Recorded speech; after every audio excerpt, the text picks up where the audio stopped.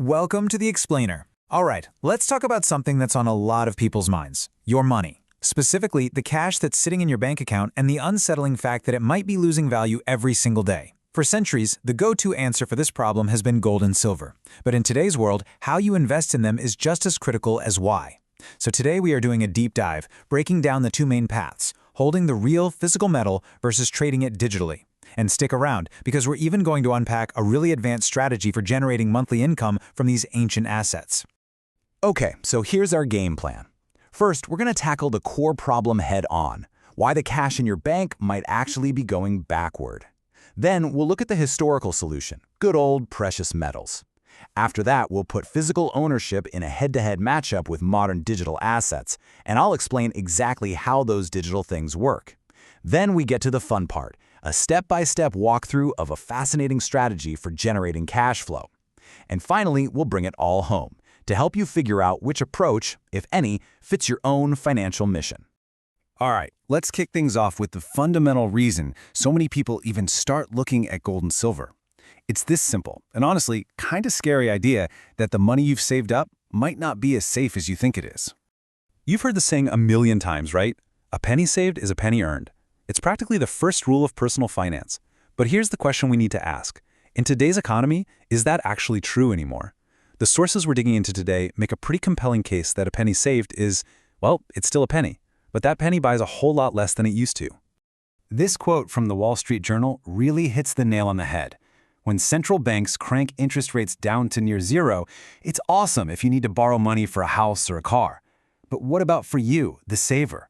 The interest you earn on your cash in the bank is practically nothing. It's almost certainly not keeping up with inflation, which means, in real terms, your savings are actually losing their buying power every single day they just sit there.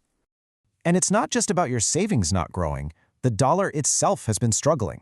This chart here tracks the strength of the US dollar against a basket of other major world currencies. And, well, the trend is pretty clear. As one of our sources puts it, pretty bluntly, that baby's just been hurting.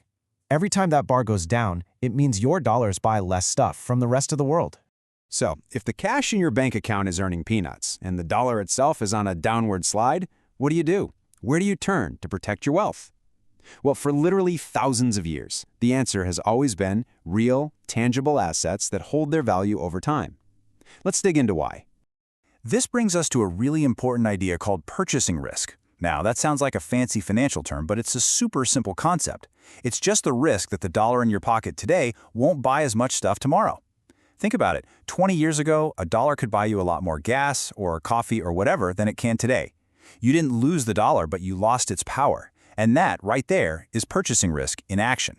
Now check this out, because this is a real blast from the past. This shows us how our money used to be directly tied to something of real physical value.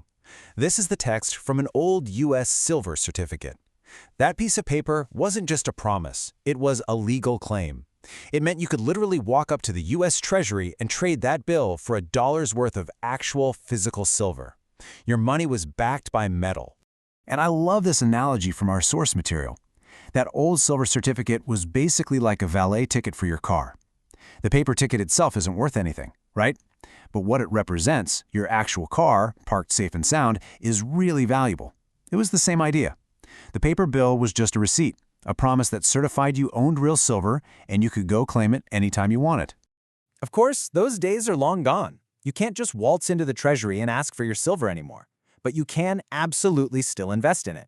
And that brings us right to the main event, the central question for anyone looking at precious metals today. Should you own the physical metal itself, or should you own a digital, paper version of it? So let's put these two options side by side. This table really breaks it down. In one corner, you've got physical metals. We're talking actual gold coins and silver bars that you can hold in your hand. And in the other corner, you have digital assets, like ETFs, that you can trade in a split second from your phone. As you can see, they serve really different purposes, so let's get into the pros and cons. Okay, the whole argument for owning physical metal really boils down to one powerful word: insurance. This is your break glass in case of emergency asset. You own it directly. It's tangible. It's in your possession, not just a line item in some brokerage account that could get frozen. And one of our sources makes a fantastic point. Silver has never gone bankrupt. Think about that. It has no CEO, no balance sheet. It's just an element. This is about having a piece of your wealth completely outside the digital financial system, something you can pass down for generations, something valuable, precisely because governments can't just fire up the printing press and make more of it. Now, on the flip side, you have the digital approach, which offers incredible convenience and flexibility. I mean, you can buy or sell your entire position in seconds with the click of a button. You don't have to worry about where to store heavy metal bars or how to insure them. But most importantly, it opens up a world of advanced strategies that let you do more than just buy it and hope it goes up. It allows you to actively generate cash flow, and we're going to get into that right now.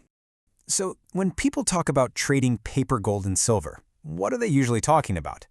Well, for most people, it comes down to one specific investment vehicle.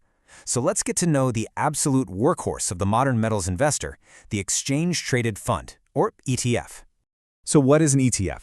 Well, think of it like a stock. It trades on a stock exchange just like shares of Apple or Amazon.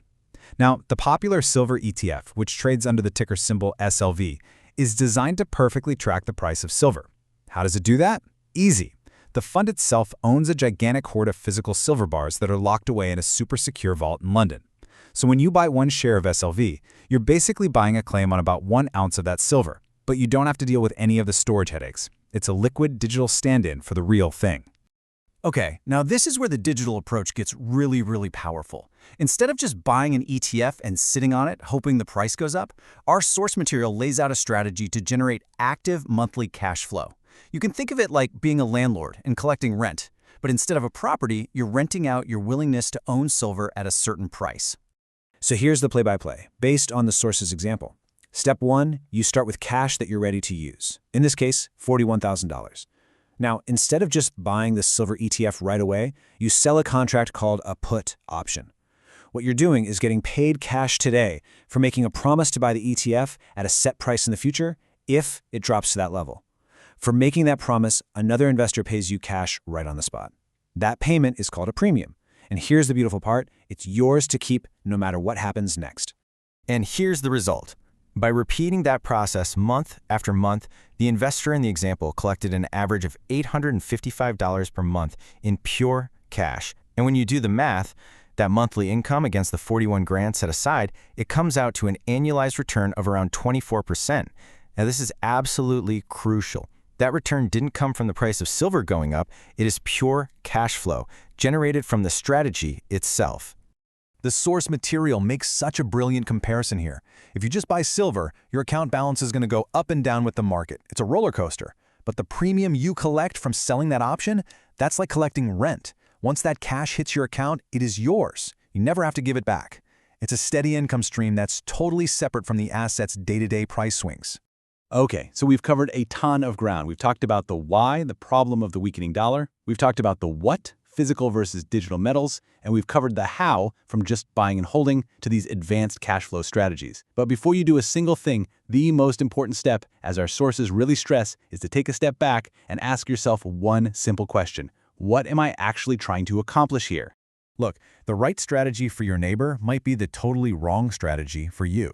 It all depends on your personal financial goals. There is no one-size-fits-all answer here. Are you trying to build a financial fortress to protect your wealth for the next 30 years? Or are you just trying to generate some extra income to pay the bills next month? The answer to that question changes everything. This table lays it all out pretty clearly. If your main goal is long-term, worst-case scenario, sleep well at night financial insurance, something real you can pass on to your kids, then physical gold and silver is the clear choice. If your goal is to generate consistent monthly income from the capital you already have, then that option strategy we just walked through is tailor-made for that. And if you're just looking to profit from short-term price moves, then actively trading ETFs is probably your game. So the big takeaway here isn't that physical is good and digital is bad, or the other way around. It's not a debate with a single right answer. It's about looking in the mirror, defining your own personal financial mission, and then picking the right tool for that specific job. Your goals should always dictate your strategy, not the other way around. We've explored the whole landscape, from the ancient security of holding a physical gold coin in your hand to the modern dynamic strategy of generating digital cash flow from options. Each path has its own purpose, its own pros, and its own cons. So the final question we'll leave you with is this. Now that you understand the tools, which path will you choose to build your own financial future?